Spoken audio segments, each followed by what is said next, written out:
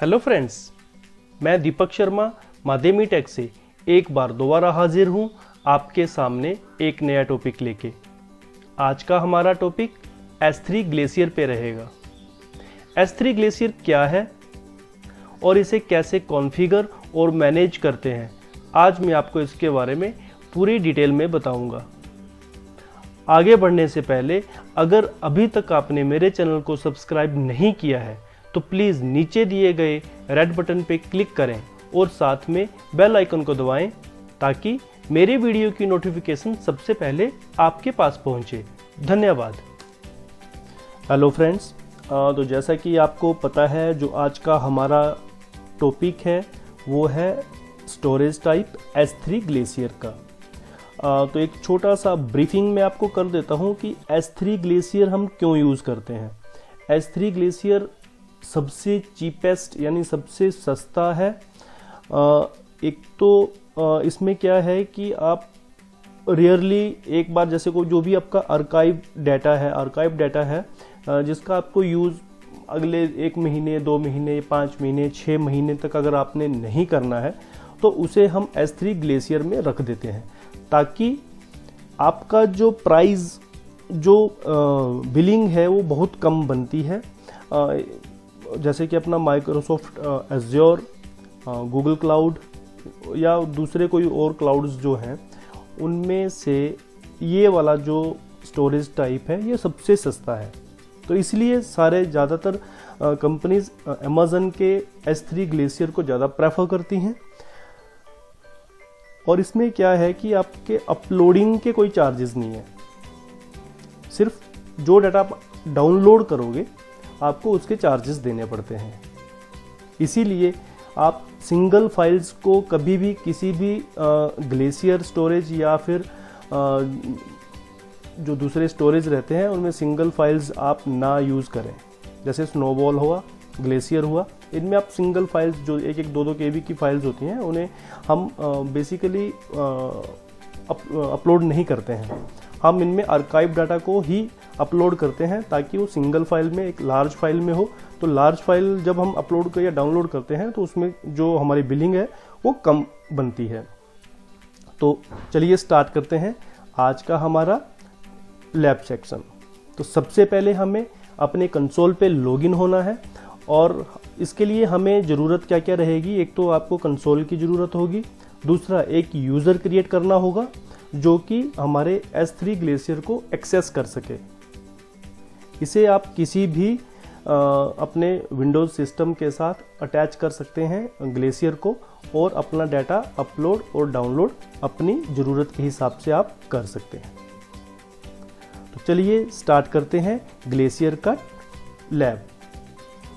सबसे पहले हमें एक ग्लेशियर के लिए वॉलेट क्रिएट करना पड़ेगा। उसको क्रिएट करने के लिए जैसे ही आप सर्विसेज पे क्लिक करेंगे तो सेकंड ऑप्शन यानी स्टोरेज की ऑप्शन में अगर आप जाओगे तो वहाँ पे आपको 4th नंबर पे S3 ग्लेशियर आपको दिखेगा। तो आपने S3 ग्लेशियर पे क्लिक करना है। जैसे ही आप S3 ग्लेशियर पे क्लिक करोगे तो अगर आपका कोई वॉलेट क्रिएट है तो वो आपको बताएगा कि भाई आपका वॉलेट जो है वो क्रिएटेड है, आप यहाँ पे डाटा को इसको मैनेज कर सकते हैं या कोई नया वॉलेट आप यूज़ कर सकते हैं, क्रिएट कर सकते हैं। तो मैं एक क्रिएट करूँगा। यहाँ पे आपको एक रीजन सेलेक्ट करना पड़ेगा। तो मैं बेसिकली नॉर्थ वर्जीनिया रीजन में हूँ तो मैं वहीं पे ही एक जो वॉलेट क्रिएट करूँगा। ये बाय डिफ़ॉल्ट आता है, आपको यहाँ पे आके रीजन चेंज करना होगा। अगर मैं मुंबई में इसको क्रिएट करना चाहूँगा तो मैं मुंबई में भी इसको क्रिएट कर सकता हूँ। यहाँ पे मुंबई सिलेक्ट करूँगा तो ये आप देखिए कि ये मेरा रीजन चेंज हो चुका है। बट मैं बेसिकली नॉर्थ वर्जीनिया पे ही इसको यूज़ करूँगा क्योंकि नॉर्थ वर्जीनिया बाकी सभी दूसरी जितनी भी हमारी जगहें हैं या हमारे जितने भी रीज़न हैं उन सब से ज़्यादा थोड़ा सा ये स्पीड के मामले में थोड़ा ठीक है। इसलिए मैं नॉर्थ वर्जीनिया यूज़ करता हूँ अपने वीडियोस के रिलेटेड। तो यहाँ पे आपको कुछ वॉलेट का नाम देना पड़ेगा। वॉल्ट का नाम आप दे देते हैं, मैं अपने चैनल का नाम दे देता हूँ मादेमी टेक। ओके, इसके बाद नेक्स्ट पे क्लिक करेंगे। अब ये पूछ रहा है कि आपको नोटिफिकेशन चाहिए। जैसे ही आपका कोई डाटा अपलोड हुआ या डाउनलोडिंग पे आपने लगाया हुआ है, डाउनलोडिंग कंप्लीट हुई, अपलोडिंग कंप्लीट हुई, तो आपको वो एक मैसेज आ जाए, आपको एक मेल आ जाए। बट अभी हमने कोई भी सिंपल नोटिफिकेशन जो सिस्टम है वो अभी तक हमने कोई भी एसएनएस को इनेबल नहीं कर रखा है, तो इस हम डू नॉट इनेबल नोटिफिकेशन के साथ में आगे चलेंगे। तो नेक्स्ट स्टेप करेंगे। उसके बाद ये बोल रहा है कि आपका ये रीज़न है, ये आपका वॉल्ट नेम है, तो आपने इसको सबमिट करना है या नहीं। तो मैं इसे सबमिट कर रहा हूँ। तो ये आप देखेंगे कि ये आपका एक वॉलेट क्रिएट हो चुका है। बट आप देख रहे होंगे कि यहाँ पे आपको कहीं पे भी अपलोडिंग की ऑप्शन नहीं आ रही है। तो हम डायरेक्ट कंसोल के थ्रू इसमें डाटा अपलोड नहीं कर सकते हैं। इसके लिए हमें अपने सिस्टम में एक ऐप डाउनलोड करनी पड़ती है, जिसके थ्रू ही हम इसमें डाटा अपलोड या डाटा डाउनलोड कर सकते हैं। तो अब ये हमारा यानी S3 ग्लेशियर का जो वॉल्ट है वो क्रिएट हो चुका है। अभी हमें क्या करना है, अभी हम एक छोटी सी ऐप है जिसे डाउनलोड करना है। उसका नाम है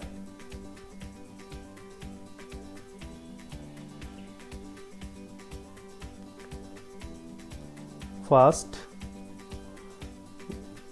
ग्लेशियर डाउनलोड। ये एक छोटी सी फाइल है, हार्डली 2 MB की फाइल है जो आपको डाउनलोड करनी है। और ये ऑलरेडी मैंने डाउनलोडेड कर रखी है।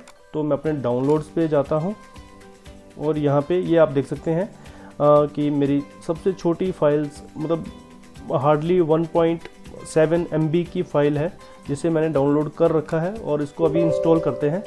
इंस्टॉल करने के लिए इसको डबल क्लिक करेंगे। आपको ये लाइसेंस एग्रीमेंट के लिए पूछेगा, आपको यहाँ पे आई एक्सेप्ट करना होगा। Next, create a desktop icon for all user और फॉर करंट यूज़र। तो ये तो लगभग आपको सब पता ही है, तो इसको मैं फिलहाल फॉर ऑल यूज़र्स करता हूँ, नेक्स्ट करूँगा और ये मेरा डाउनलोड हो चुका है। अब इसके बाद क्या है, आपकी कुछ ऐप जो है जैसे ही आप इसको ओपन करोगे फास्ट ग्लेशियर को, मैं आपको डेस्कटॉप में भी दिखा देता हूँ। ये कुछ इस तरह का एक आइकन क्रिएट होगा फास्ट ग्लेशियर। जैसे इसको आप ओपन करोगे ये आपको कुछ इस तरह से दिखेगा, क्योंकि अभी तक इसमें कोई भी आपने जो ग्लेशियर है उसको मैप नहीं किया है।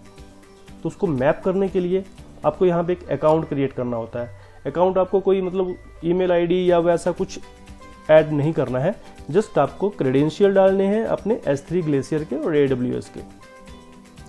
तो इसमें आते हैं हम ऐड न्यू अकाउंट। अब अकाउंट नेम है, आप इसको कुछ भी दे सकते हैं। तो मैं यहाँ पे दे रहा हूँ मादेमी ग्लेशियर। ओके, उसके बाद अकाउंट टाइप है, इसमें बहुत सारे अकाउंट टाइप हैं। Amazon Glacier in China, Japan, government cloud storage, EC2 IAM role. But मैं इसको सिंपल अमेजन ग्लेशियर ही सिलेक्ट करूँगा। इसके बाद ये एक्सेस की आईडी और सीक्रेट की आईडी। अभी आप बोलेंगे यार ये कहाँ से हमें मिलेगा, तो ये अगर आपको दोबारा से हमारे कंसोल पे आना है तो ये कंसोल में आने के बाद S3 ग्लेशियर का हमारा काम यहीं पे ही ख़त्म हो गया है। अब क्या करना है, हमें एक यूज़र क्रिएट करना पड़ेगा। मतलब जो हम यूज़र क्रिएट करेंगे उसी यूज़र से ही वो सिर्फ एक्सेस मिलेगा, बाकी के यूज़र उसको एक्सेस नहीं कर पाएंगे। तो उसके लिए हमें क्या करना है, IAM में जाना है। IAM में हमने क्लिक किया। IAM क्लिक करने के बाद ये आपको बताएगा कि आपने यहाँ पे यूज़र क्रिएट करना है, उसको रोल देने हैं, पॉलिसीज़ असाइन करनी है।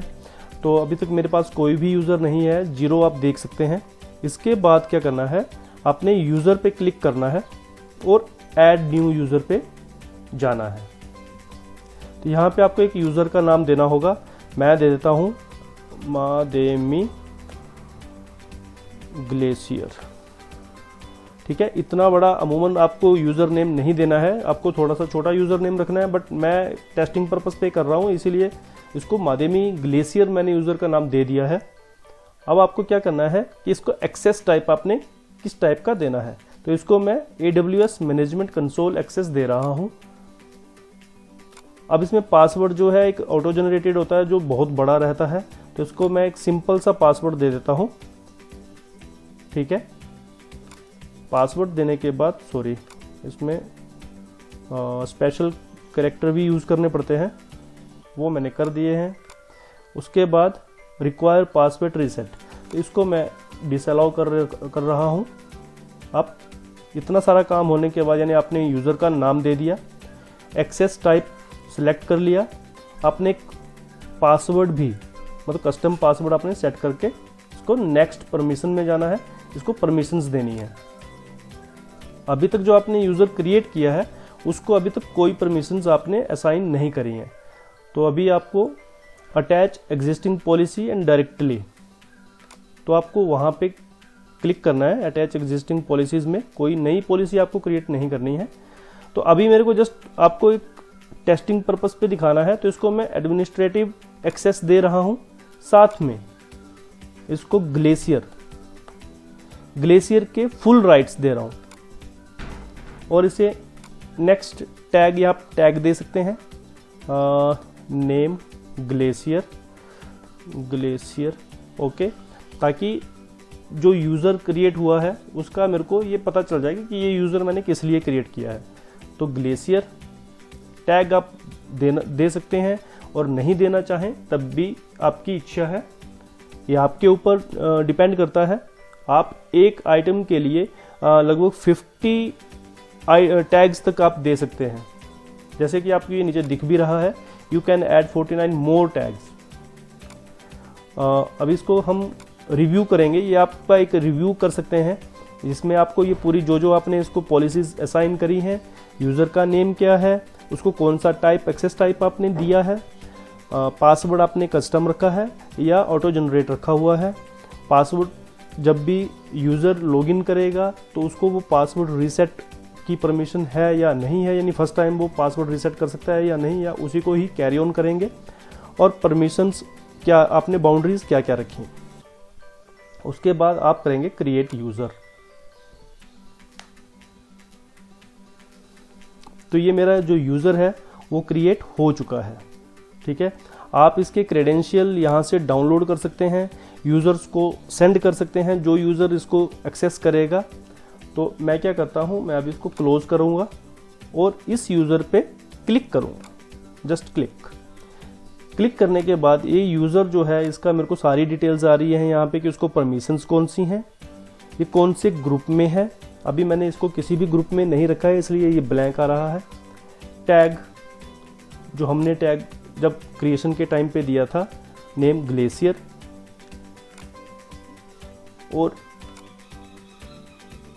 ये वो फील्ड है एक्सेस की आईडी और एक्सेस की।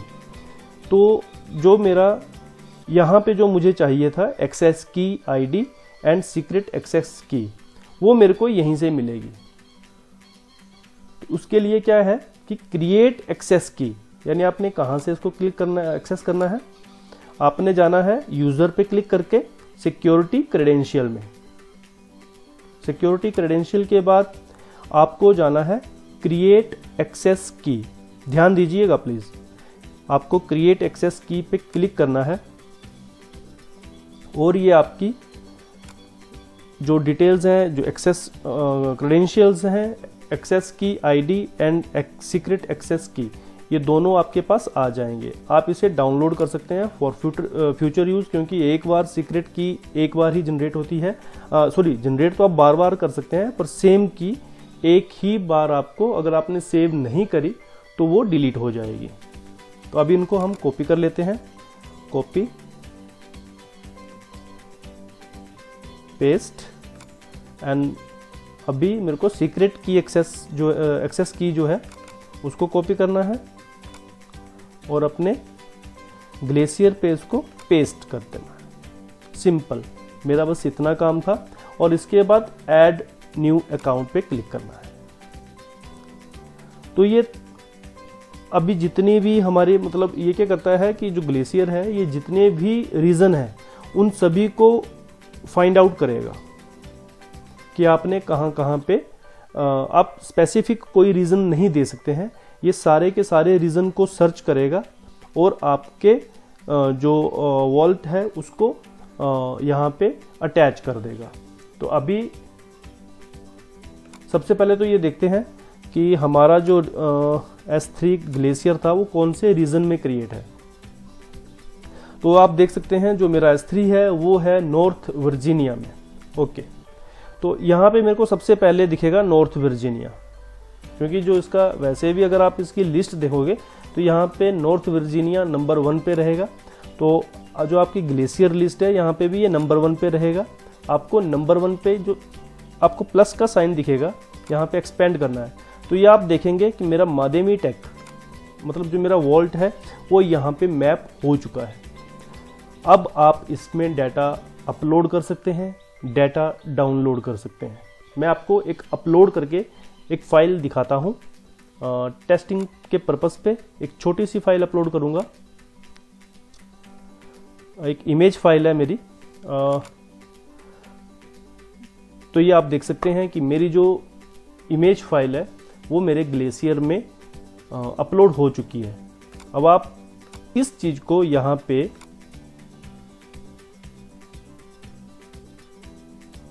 ये अभी इन्वेंट्री जो है ये अभी अपडेट नहीं हुई है, ठीक है। तो ये इन्वेंट्री जो है लगभग 5 to 10 आवर्स या मोर देन 5 आवर्स के बीच ये अपडेट हो जाती है, और कई बार ये थोड़ा जल्दी भी अपडेट हो जाती है, बट ये अपडेट होने में थोड़ा सा टाइम लगता है। उसके बाद सिर्फ आपको यहाँ पे साइज आएगा कि आपका जो डाटा है वो कितने साइज का है। आर्काइव, ठीक है जी, आपकी आर्काइव की डिटेल आ जाएगी और साइज आ जाएगा।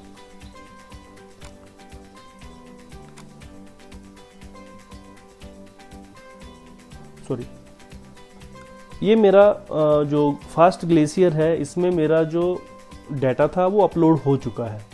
अब इसे अगर हमने डाउनलोड करना है तो वो कैसे करना है। अब मैंने आपको एक वीडियो के शुरू में बोला था कि ये बहुत चीपेस्ट है, यानी बहुत ही ज़्यादा सस्ता है, एक्सट्रीमली मतलब बहुत ही ज़्यादा चीपेस्ट है, एक्सट्रीमली चीप है मेरे compare to other cloud computing जो एनवायरनमेंट है। तो आप ये देख सकते हैं कि अभी जैसे ही मैं फाइल को सिलेक्ट कर रहा हूँ, मेरे पास अगर अभी तक मैंने अपलोड एक फाइल करी है जो उसको सिलेक्ट नहीं करा है तो मेरे पास अभी जो डाउनलोड है या डिलीट मैं नहीं कर पाऊंगा। बट जैसे ही इसको सिलेक्ट करता हूँ मेरे पास डाउनलोड की ऑप्शन आ जाती है। बट जैसे ही मैं डाउनलोड पे क्लिक करता हूँ तो ये आप देखेंगे कि जो मैंने बोला था ये वही है या नहीं। तो इसमें क्या लिख के आ रहा है ये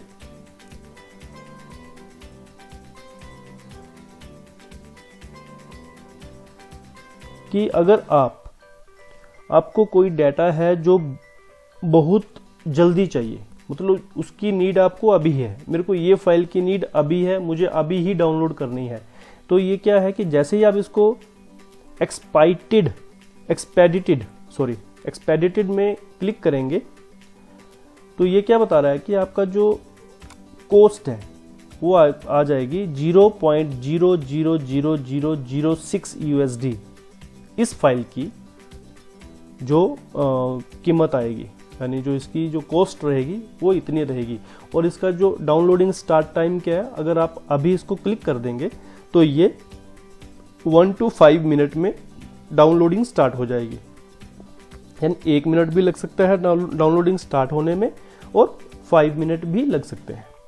सेम स्टैंडर्ड, मतलब जो नॉर्मली होता है कि अगर मेरे को अभी आज कोई फाइल चाहिए होगी तो मैं अभी उसको क्लिक कर दूंगा, वो 3 या 5 घंटे में, चाहे वो 1 KB की ही फाइल क्यों ना हो।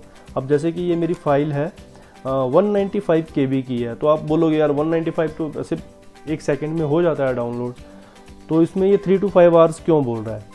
तो मतलब अगर आप अभी यहाँ पे कमांड करोगे तो ये 3 to 5 आवर्स यानी 3 से लेकर 5 घंटों के बीच कभी भी डाउनलोडिंग आपकी ये हो सकती है। इससे मैक्सिमम नहीं जाएगी, यानी 5 घंटे से पहले पहले ये आपको डाउनलोड करके दे देगा। इसके लिए क्या है, अब यहाँ पे 0.000006 USD थे, अब यहाँ पे जो रेट है वो 0.0002 USD हो गया है, मतलब रेट जो है वो कम हो गया। अब इसका जो डाउनलोडिंग स्टार्ट का टाइम था वो 3 to 5 आवर्स। इसके बाद क्या है, बल्क। अगर आपके पास कोई ज़रूरत, मतलब इतना ज़रूरी नहीं, आपको कल या परसों के लिए कोई फाइल चाहिए, बट आप उसको आज ही डाउनलोडिंग पे लगा दोगे तो वो कल तक डाउनलोड हो जाएगी। 12, 13, 15 घंटे भी लग जाते हैं इसके लिए। तो उसके लिए देखो, अभी मेरा जो फाइल साइज़ बहुत छोटा है, तो ये बता रहा है कि 0.00 आवर्स में ये 0.000 USD लगेंगे, यानी 1 भी रुपया नहीं लगेगा इसका डाउनलोडिंग करने में। तो इसके लिए अगर मैं इसको करता हूँ कन्फर्म डाटा रिट्रीवल, कोई भी एक जगह पे इसको सिलेक्ट कर दोगे आप। अब उसके बाद ये आप देखोगे कि ये waiting for the bulk archive retrieval for माध्यमिक, और उसके बाद जो है मेरा फाइल का नेम। अब ये प्रोग्रेस दिखा रहा है आपको, यार ये तो डाउनलोडिंग चल रही है, बट नहीं, ये जब तक ये डाउनलोड नहीं होगा, यानी 5 to 12 आवर तक जब तक डाउनलोड नहीं होती है तब तक ये आपको प्रोसेस दिखाता रहेगा, स्टेटस रनिंग में दिखाता रहेगा। तो ठीक है फ्रेंड्स, तो आप कभी भी अगर लाइव एनवायरनमेंट में आप काम कर रहे हैं तो प्लीज़ कभी भी सिंगल फाइल को अपलोड ना करें, ना तो उनको डाउनलोड करें, क्योंकि इनका थोड़ा सा कॉस्टिंग बढ़ जाती है। यही फाइल अगर मेरी 1 GB की होती या 2 GB की होती तो ये थोड़ा कम, मेरे को थोड़ी कॉस्टिंग कम आती है। सिंगल फाइल की चाहे 1 KB की हो चाहे वो 1 GB की हो, उनमें ज़्यादा डिफरेंस, कॉस्टिंग का डिफरेंस नहीं होता है। तो इसको मैं यहीं पे ही स्टॉप करता हूँ और डाटा को डिलीट कर देता हूँ। ठीक है, तो ये मेरा डाटा डिलीट हो चुका है। आप वोल्ट को यहाँ से भी डिलीट कर सकते हैं, बट ये यहाँ से डिलीट नहीं होगा। ठीक है, अनेबल टू डिलीट वोल्ट।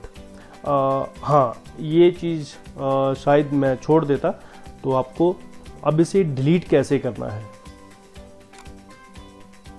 उसके लिए आपको कंसोल में जाना होगा।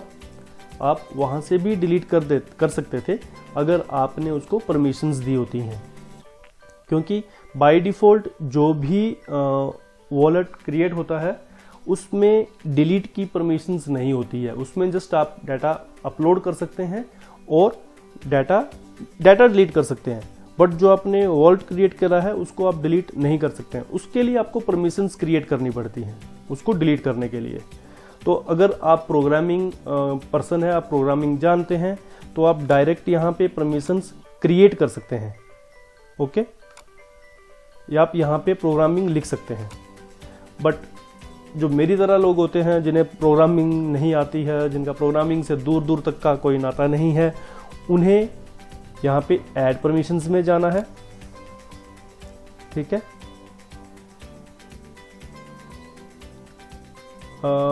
ये तो ज़रूरत नहीं है। अलाउ, इसको करेंगे हम एवरीबॉडी, मतलब जितने भी यूज़र हैं वो सारे के सारे इसको डिलीट कर सकते हैं, नो इशू। क्योंकि फ़िलहाल मेरा एक टेस्टिंग पर्पस है, इसलिए मैं इसको सारा का सारा परमिशंस दे रहा हूँ। आप कभी भी लाइव में ऐसा ना करें।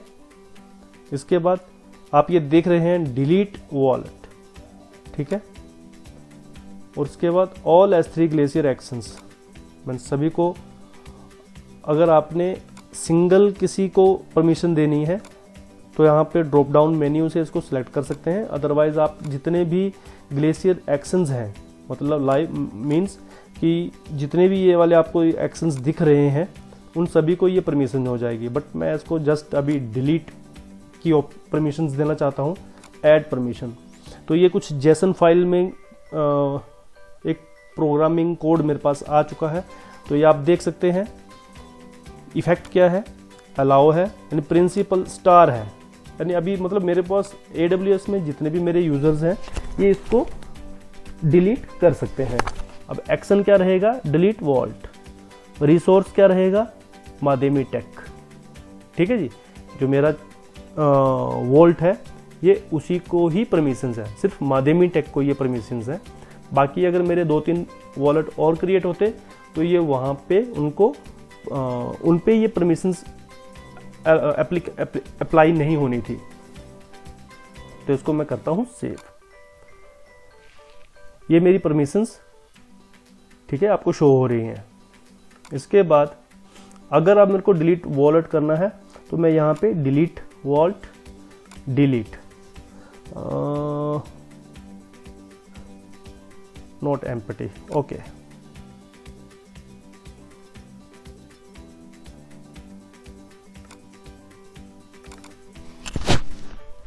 ठीक है, ये अभी इसलिए नहीं हो पा रहा है कि अब इसको जो है वो मैंने आपको पहले ही बोला था कि इसका जो एक रिफ्रेश टाइमिंग होती है बहुत ज़्यादा लेट है। यानी आपका अगर आप अभी कोई डाटा इसमें डालोगे तो अभी आप देख रहे हैं ये अभी भी उस चीज़ को प्रोग्रेस में दिखा रहा है, जबकि मैंने यहाँ से वो उसको डिलीट भी कर दिया है। तो वो ये चीज़ अपडेट करेगा, जो लॉग्स हैं वो अपडेट होंगे, उसके साथ में फिर वो मेरे सिंक होंगे मेरे वॉलेट के साथ। उसके बाद ये दिखाएगा कि नहीं अभी ये डिलीट हो चुका है डाटा, उसके बाद ही इसको ये हम डिलीट कर पाएंगे। ठीक है जी, अब इसको दोबारा से हम एक बार रिफ्रेश करते हैं। रिफ्रेश करने के बाद डिलीट वॉल्ट,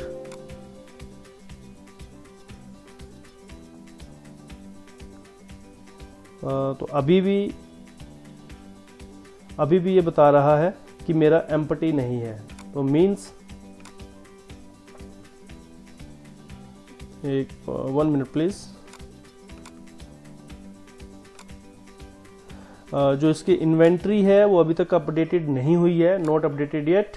तो जैसे ही इन्वेंट्री इसकी अपडेट हो जाएगी तो ये आप डिलीट कर सकोगे।